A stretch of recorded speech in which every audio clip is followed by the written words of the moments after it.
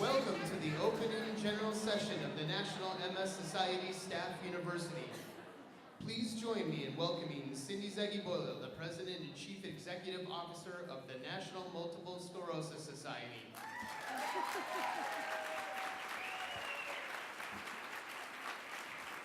Wow. Hi, everybody. This is great. It's great to see this nice filled up room, those of you that I can see. Welcome to the National MS Society University. This is an aptly titled session called Linking, Learning, Leading. And it's so exciting to have this time to network, learn, and get inspired together. I find it uplifting to be with all of you here and to be virtually with all of you throughout the country. No matter where you are, what your society role, no matter how you are participating in this general session, here in this room or watching the live stream or an archived version sometime in the future, you are all key participants and your work is critical to the future of the MS movement. We've come a long way since my first staff conference. I think the first one I attended was back in 1986 in Houston. How many of you were at those great conferences in the late 1980s? Yeah? They were great. We were coming together even back then, recognizing how we could better serve the mission by learning from each other. I remember talking about conducting education programs, especially for people newly diagnosed. We were starting respite care services in a couple places, and there was discussion about the importance of having the same look throughout the country. Remember, we had different color logos? We did this so we could look like one organization, and we've come a long way. I think you can agree. And how many of you remember that we were just launching the nationwide fundraising event, Super Cities Walk? We were realizing the importance of working together and being unified. Those early conferences were just a beginning in our goal to come together to learn from each other. But times have changed. Back then, we relied on being together in person as our most important means of sharing information and effective strategies. We did have news sheets back then. They were sent by U.S. mail. Ready? Right? Color-coded by topic, so that the deep pile of paper could easily be split up among various departments. And we could fax information to each other. That was new technology. I remember being very excited about this amazing cutting-edge technology. Imagine faxing. The curly paper, remember that? How quickly we could get work done, faxing information back and forth. Yes, times have changed. Now we connect regularly through email and conference calls. We have an online learning system.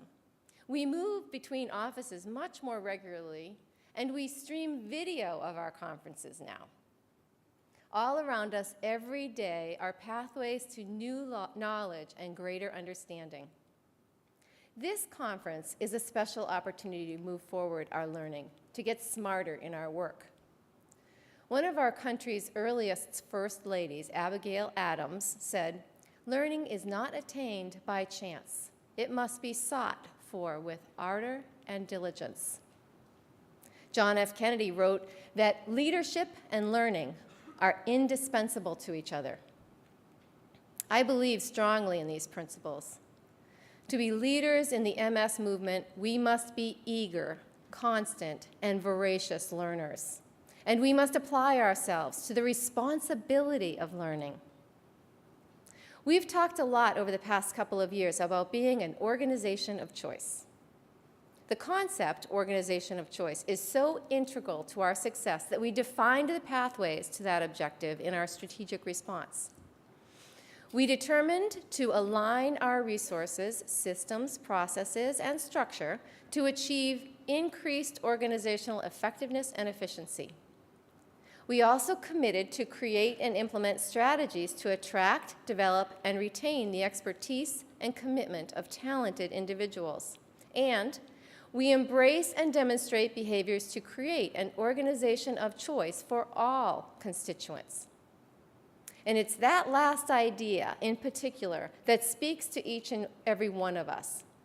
Not only do we create an organization of choice for ourselves, we are responsible for ensuring an organization of choice for all those who have joined the MS movement.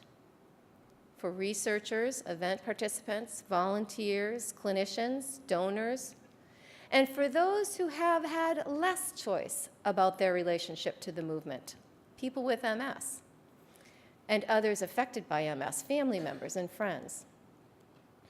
So being an organization of choice is not the responsibility of one person or one department.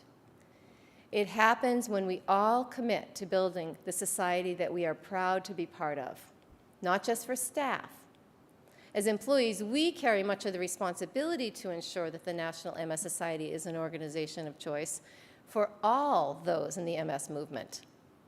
And a big part of being an organization of choice is keeping up with the times. Who are all those people who have been with the society since the late 1980s? Who were they again? And how about the 90s? Who remembers the 90s? Come on. There's got to be a few more of you. The world has changed a lot since then. Treatment of MS has changed a lot since then. Fundraising strategies have changed. How people connect with the society is different. We need to continuously adjust how we do our work in order to keep up. We long-timers know the importance of continuous learning. Successful professionals tend to be lifelong learners. And lifelong learners are what we need in the society. And since the investment was made to send you here to the National MS Society University, I'm thinking we have a room full of eager learners. And those of you who are joining virtually, my guess is that you have that commitment as well. So much of whether we learn is our choice, don't you think? We choose to open our hearts and minds to learning and growing. We choose to build our capacity and nurture others along the way. It's fun to learn in groups, I think. And we choose to be leaders in this MS movement. If you open your mind and heart to the full experience that a career with the MS Society offers you, whether you are here for 2 years or 22, you will be changed forever. I think you all know that I'm facing my own health challenges these days. In fact, I need to leave university tomorrow morning to get back for a treatment that was delayed because I didn't quite recover enough from my last session of chemotherapy. So I'll miss you, I'll miss the in-person learning with you, and I'm sorry about that. I do regret that I need to leave early. But I will be converting to being a virtual participant. And I'm looking forward to that experience. During this scary personal time in my life, as I deal with my own health concerns, I am grateful for many things. I'm grateful for the skills and compassion of my healthcare providers, for the research that has led to good treatments for my disease, and for the love of my family, and for the messages and gestures of caring from friends and colleagues, so many of you, way too many to count. And for all of you, especially all of you, that ensure that the work of the society moves forward. But I think that perhaps what I'm most thankful for is what I learned before my illness from people living with multiple sclerosis. Before I started working at the Society, I knew for certain that I wanted to be a part of making the world a better place. I wanted the world to be more supportive to people, especially people who had tough luck in their lives. A place where people could be encouraged and achieve their highest potential and to overcome the obstacles that are in the way of their happiness. And throughout my career, I have seen people facing what seemed like insurmountable obstacles figure out how to move their lives forward. And as I confront my own uncertain future, I am inspired by all who have figured out how to live with the unpredictability of MS. I've learned that people who receive and are willing to accept, and most importantly, are willing to ask for personal support, are better prepared to manage challenges. They're happier. And I know firsthand that we have an organization of people who enthusiastically offer support. People in this organization truly care for each other. And this, I believe, is a real sign of an organization of choice. The outpouring of support that I have received in most recent months is staggering. But you know, I've been receiving support in my career since the day I started in this organization on July 1st, 1985. Over the years, many people, supervisors, colleagues, volunteers, people affected by MS, they encouraged, taught, mentored, and coached me. I received opportunities and challenges. I've been tested and allowed to try new things. I've been encouraged to express ideas and concerns. I've been given feedback, some of it difficult to hear. And on my part, I chose to listen, to engage, to plan, to learn, and to grow. I chose to ask for feedback, even though it was sometimes tough. And I found mentors for myself. The National MS Society has been and is my organization of choice. To a certain extent, each of us needs to determine for ourselves what makes an organization of choice, based on our own personal goals and values. No one organization will be the perfect choice for everyone. But there are factors that are known to make a difference. And later in this session, Alana Sullivan will lead us in a discussion about these factors and what they mean to us. Now, before I turn the podium over to Alana, I ask you to keep something in mind. What one gains from any experience is proportionate to what one invests. By participating fully in general sessions, workshops, and networking opportunities with an open mind, you not only increase the quality of your own experience, you promote learning for others. I urge you to show your eagerness to presenters. Remember what it is in an audience that helps you do your best when you're presenting. Ask questions. Have an open and engaging facial expression. Nod when something resonates with you. Let the presenter know it. Show that you are having an aha moment. And laugh at the jokes. Be fully present and engaged. And eliminate distractions. Now, yes, that means turning off your iPhone or BlackBerry. And I was supposed to have that as a prop, but let's just pretend. Turn off your iPhone or BlackBerry. Not just the ringer, the emails and texts too, just like they tell you to do on an airplane or in the movie theater, all the way off. You can survive without it for a few hours, and the withdrawal symptoms can be managed. Now, I see some skepticism out there, so maybe this will help.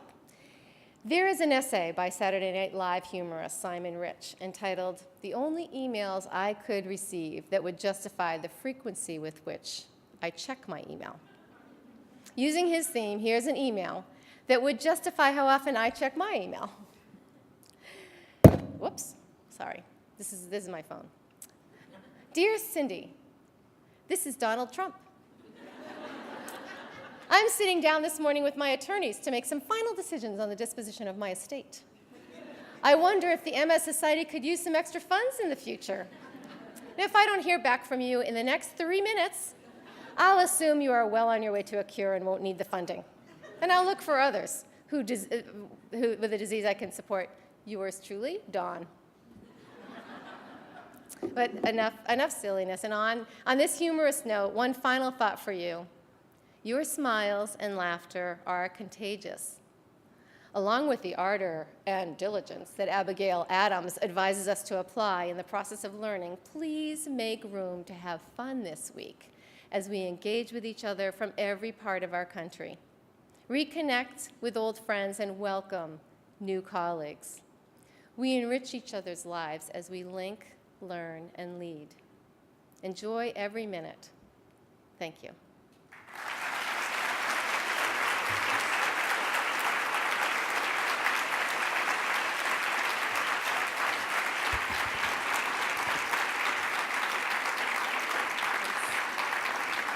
And now I promised you Alana, so I'm going to give you Alana. It is my pleasure to introduce Alana Sullivan, Michigan Chapter President, and a member of the Goal Steering Team and Implementation Team for the Organization of Choice Objective. Alana will facilitate a discussion about becoming an organization of choice. During this discussion, John Scott will share the results of the staff engagement survey that was completed by more than 91% of us nationwide. Examining these findings together is a first step in determining what we need to do to fulfill our goal to grow as an organization of choice. We will also spend time talking about how we might demonstrate our core values in our work every day. Now, Michigan is one of several chapters to be recognized as a top workplace, so Alana is just the right person to lead these discussions. Please join me in welcoming Alana Sullivan.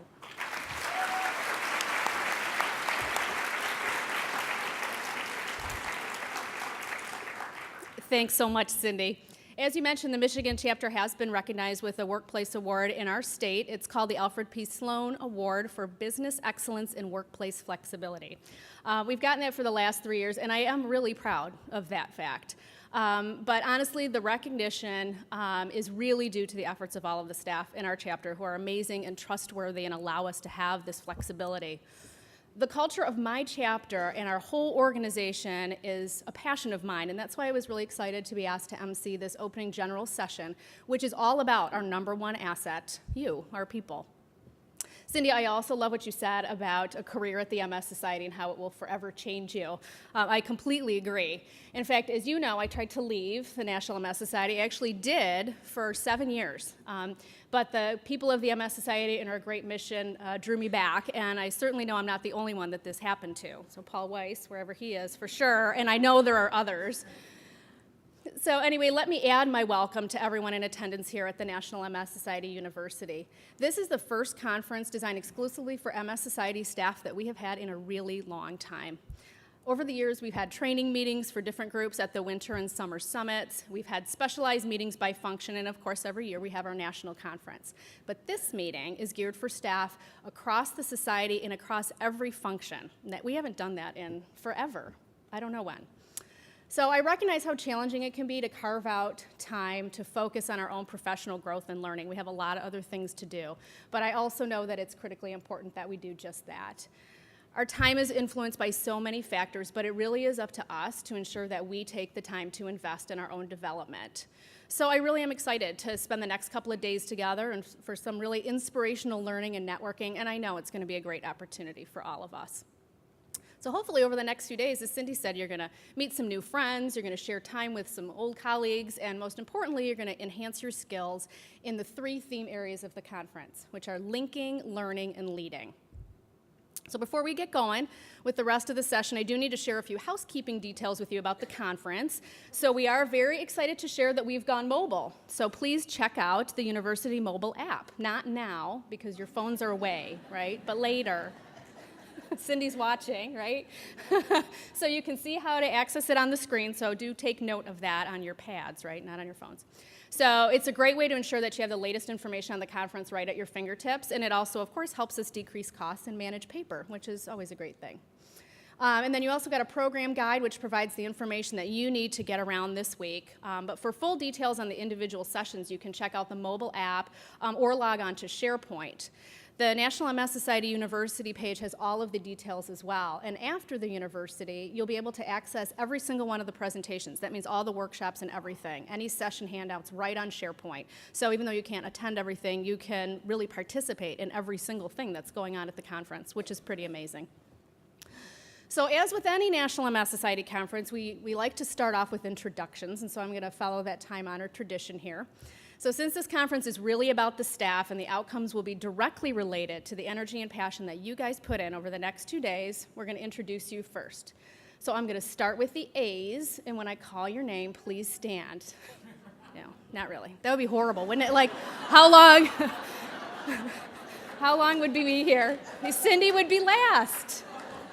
We'd save the best for last. I think Deb Abar would be first, wouldn't she? Anyway. So instead, we realized we couldn't do that, even though I wanted to. Cindy said no. So instead, in order to introduce all of you to each other, we're going to ask you to stand and make some noise when we call you by department. And so that's going to be a pretty cool way to see across the country people representing all the different areas that we do business. So as each group stands up, I also want the rest of us to acknowledge through your applause how much we appreciate that particular department and the work that they do every day for people with MS. So first, we're going to introduce the staff who work in a PR and marketing capacity in the society. Will you please stand?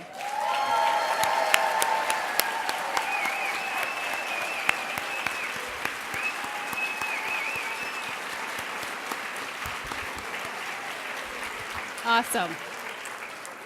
Now, those staff members in an information technology role, please stand.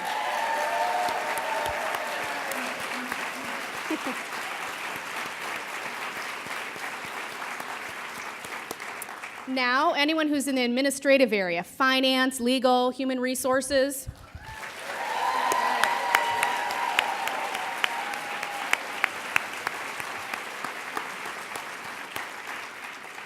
And now our colleagues who work in any development capacity.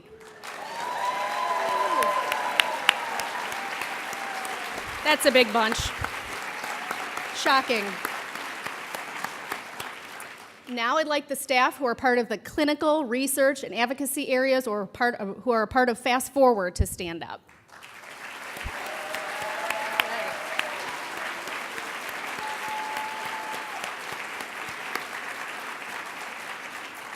And now let's meet the staff from the programs and services area.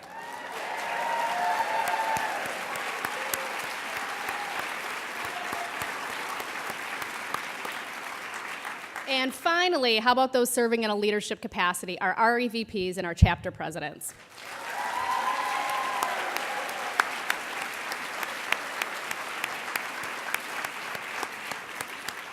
That is so fabulous. So what a great group. I am very happy to meet all of you. Welcome.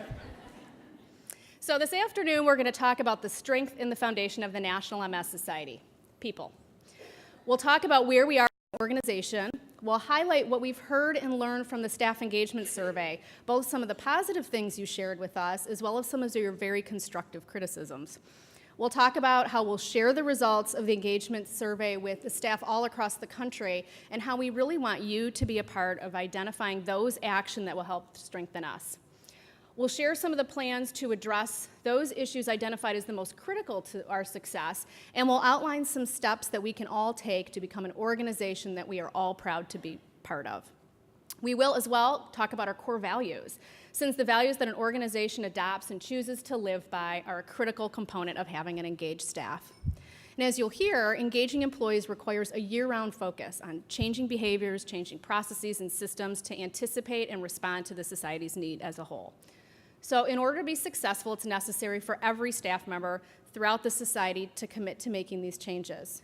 So in a minute, when John Scott talks with you about the results of the engagement survey, I really want you to think personally about how you can be better engaged with your team or department or chapter to become a truly great place to work, a place that you're proud of and one that you really love to come to work to every day. And then later, Lisa Goldfarb is going to talk about our core values and how it's important not just that we have the values, but that we live them. And when Lisa speaks, I really encourage you to think about how these values can become a natural part of your everyday life at your chapter or in the home office. So I am very pleased now to begin to welcome to the podium John Scott. Now, knowing John for as long a time as I have, I started in 1990, so not quite as long as you, but I promise you that this guy is uniquely qualified to speak about staff engagement because he served in even more roles at the society than I have, pretty much everything, right, that you've done. So please join me in welcoming our Chief Field Services Officer, John Scott.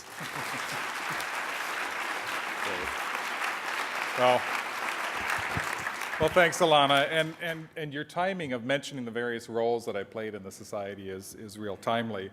Last week, I celebrated my 25th anniversary with the National MS Society, so thank you. And I have to tell you that I've been thinking back recently about the many roles that I've played and really how fortunate I've been to be given a variety of opportunities in the organization. It certainly was not my plan when I first started. But as opportunities presented themselves and I took advantage of those, I realized that the environment of the National MS Society was one that encouraged me, that challenged me a lot, and afforded me the opportunity, provided me the opportunity to really be successful or to succeed and strive for success.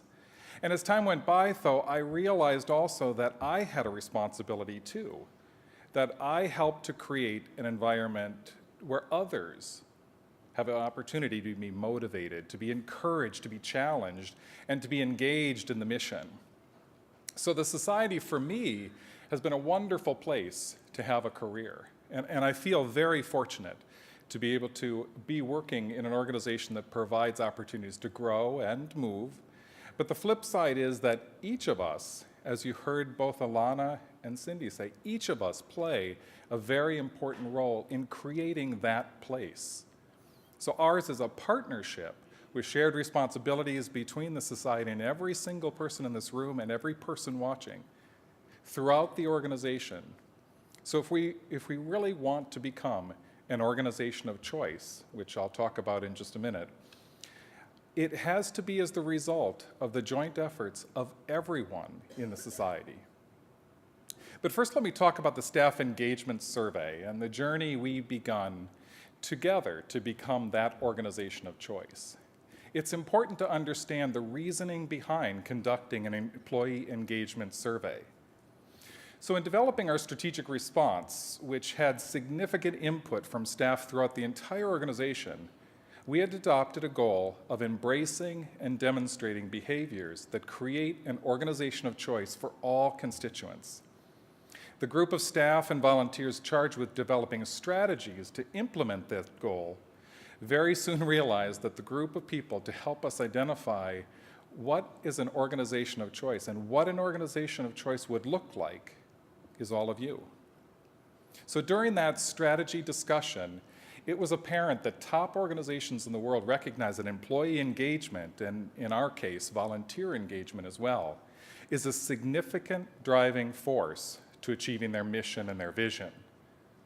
Then the team learned that more engaged employees are more productive, more client and mission-centered, more constituent-focused, and more likely to withstand the temptations of leaving the Society. The team felt strongly that developing a strategy of employee engagement and linking it to our goals and objectives would help us become an even more successful organization, an organization of choice. So this is why we conducted the survey and why we're committed to using the input to shape the many decisions that we will make over the coming years. So how did we go about determining the level to which staff are engaged? Well, as all of you know, our first thought is to do a survey, of course. So as someone who was involved in the early discussions, I can assure you that prior to launching a staff engagement survey, we considered both the benefits and the risks.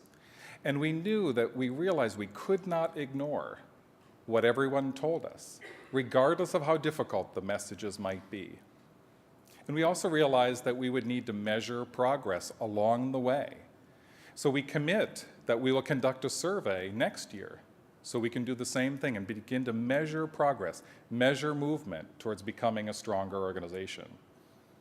But most importantly, I think we realize that engagement must become a way we do business, not just another initiative that gives way to business as usual. We know that in the best organizations, employee engagement is more than a human resources issue. It's more than an initiative that's driven by one department. It's a way an organization does business and how it becomes part of the culture and how everyone thinks and behaves. So we adopted language in the strategic response that refers to organization of choice, which I think has caused some confusion. It's often used as a catchphrase and too often takes our discussions off track. I've been in some conversations where two types of comments occur. One that focuses on trying to specifically define in detail what an organization of choice looks like. And the other has been where someone doesn't like or disagrees with a particular policy or decision and states that in no way can we be an organization of choice because the society's decision is counter to their feelings or opinions? And I ask you for us to avoid these traps. An organization of choice is one that is constantly evolving and changing, so there is no static definition. It's one that listens to and respects the opinions and inputs of a broad range of constituents and recognizes that it will never please all, but still asks. It's an organization with strong, decisive leadership, but with leaders who are open and humble in the responsibilities that have been given to them. An organization of choice is one that is open and transparent and seeks a broad range of opinions as it understands that many constituents' knowledge and passion helps its mission. So your constructive feedback is critical to this positive journey that we've begun as we become an organization that people consciously look to become part of, where they feel professionally fulfilled, where they're challenged to grow, to learn, to become better, and choose to stay as opposed to choose to leave. We must strive together, collectively and individually, to become that organization. Our behaviors and actions and how we do work will ultimately define us as an organization of choice. So now let me turn specifically to the survey results. We've shared with you over the past couple months through news sheets and SharePoint many of the general results of the survey. And I'd like to share now some specific results and talk with you how we'll provide more detailed results after today. We had, as an organization, over 1,000 people who took the time and energy to share with us thoughts and opinions in the staff engagement survey. That's a response rate, as Cindy said, of 91%. The outside consulting firm we engaged was amazed at this response, and any of you who have done surveys will know that that's a tremendous response and speaks very highly to who we are, individually and collectively. And those of us in the organization also were extremely pleased, as it demonstrates continuing faith that you and your colleagues have in the society and the trust that allows you to share candid thoughts.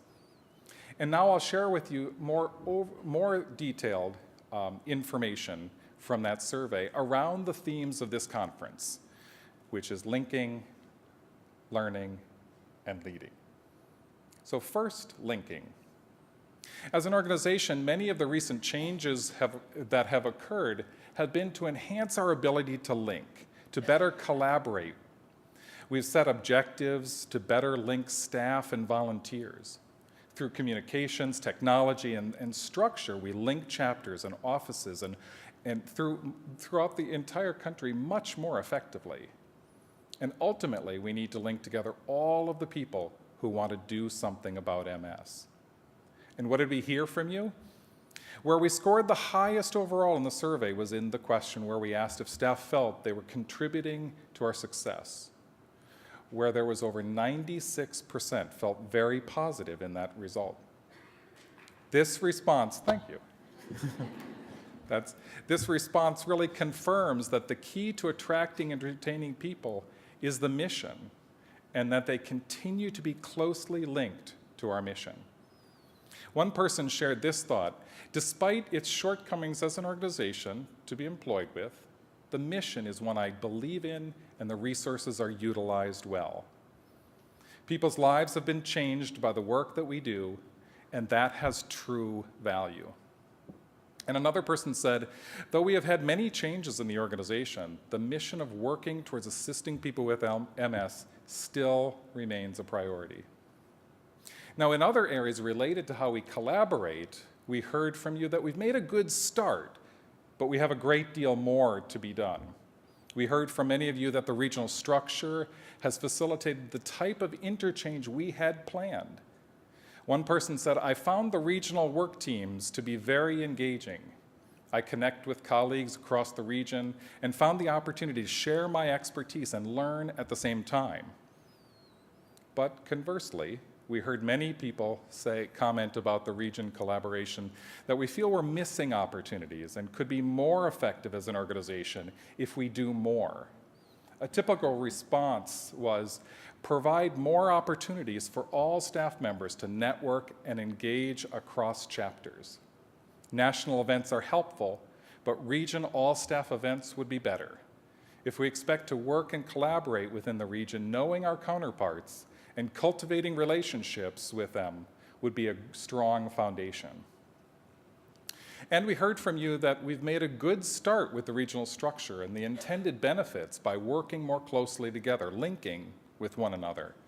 And we'll achieve more for everyone affected by MS. A similar theme in the survey was that we could do a better job at linking chapters and the home office.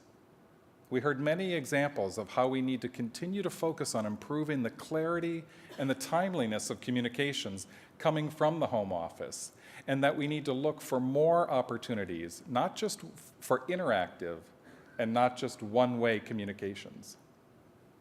So we have more work to do in this area of linking, and the feedback you provided was very valuable.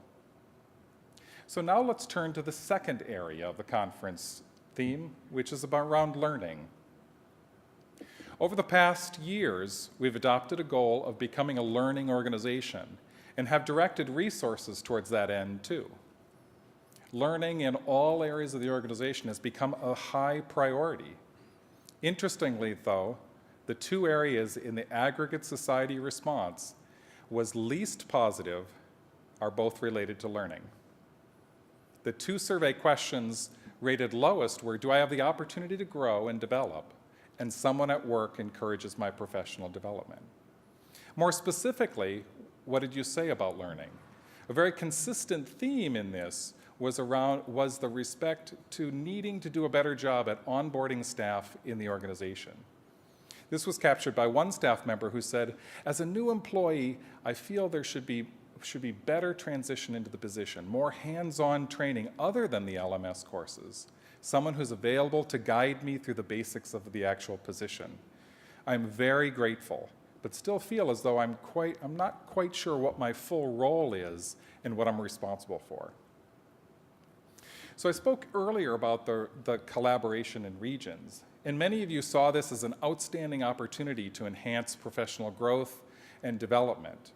What we heard was that we need to more actively encourage this type of interchange and work to engage everyone much more fully, to benefit from the expertise so that a person grows professionally from that experience. And there were many comments throughout the survey about limited career advancement.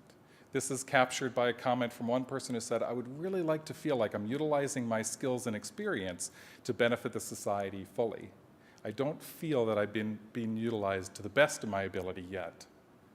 And another person offered, I think the society can better retain its talented staff by offering great growth and advancement opportunities. And another commented that we need to continue our various ways of staff development, especially for staff where promotions may not be an option.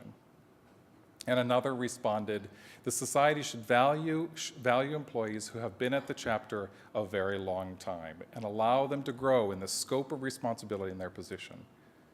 So we have things we need to work on, and we have things we need to improve. And we need to move from the mindset that staff development is linked only to promotion.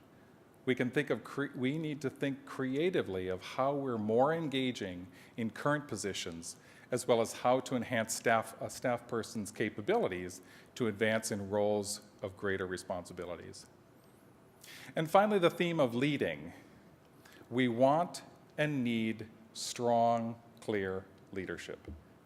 In a recent article in Modern Survey, where employee engagement had been tracked over many years, the most critical factor in employees feeling engaged was directly related to senior leaders being able to chart the proper course for future success. The survey strongly confirmed that employees want to feel that the organization is headed in the right direction. So what did we hear from you on this topic? One person captured what many of you shared about the basic qualities of good leaders, saying, nobody has all the answers, Leaders must have the skills and encourage sincere communication, participation, and active listening, and recognize good ideas and formulate the vision to achieve them. There were a number of comments about the clarity of communications from leadership, including one that said staff needs to fully understand the day-to-day implications of the 2011 to 2015 strategic response. Though this is a specific example, it is a broad reminder that we need to focus on sharing information organizationally in a clear and timely fashion. One of your colleagues said, "Truly inspire us. We're capable of being great. Lead us, have vision, see the big picture. Let us change and improve things. We can make the world a better place." And I'd like to share one final comment from one staff member, and the comment was simply this: avoid whispering. And there are a few interpretations of this, and I'd like to share one that relates to leading. To me, it means we should be loud and noisy in our addressing our collective efforts against MS. To me, it means we should publicly celebrate success. It means that our leaders must share more and share clearly our decisions and our directions. And it means that all staff should be open to sharing thoughts, including frustrations, and that whispering in the hallways is not a behavior that's part of our culture. So it continues to be clear that we are here in part for the same reason, for the mission. And it's also clear that you are passionate about this organization. And in sharing so thoughtfully, you are either very engaged in the society or deeply want to become more and closely engaged. So what are our next steps? Our first commitment to you was to share the results of the survey, and then to engage everyone in a conversation about how we take what we've heard collectively and use that in constructive fashion.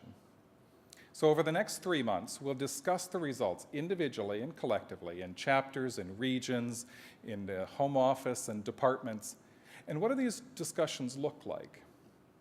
So critically important to this work of accepting feedback and hearing and growing and becoming a better organization is the tone of the conversation. In fact, I would say that the tone is probably more important than the process. We want the society's culture to be one where people feel comfortable sharing, which many of you have done, and comfortable hearing feedback and reflecting on that feedback and working with each other and moving us forward.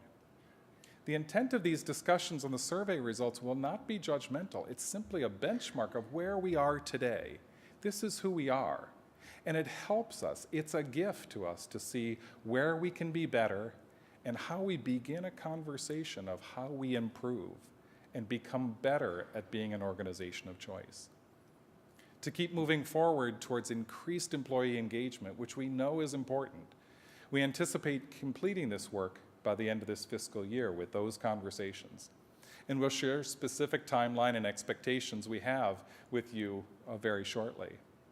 Because over 1,000 of you chose to share your open and candid comments and have entrusted each other and the leadership of the organization to use this input wisely. I strongly feel we're doing that. And through constructive dialogue that we'll have in the coming months, we move closer to being an organization of choice, one that listens, one that respects, one that encourages, challenges, and provides opportunities to grow and to link, to lead, and to learn. It's a partnership that I'm pleased to be part of for many years. So I thank you for the opportunity to present this information to you and engage you in the conversations in the coming months. Thank you very much. And back to you, Alana.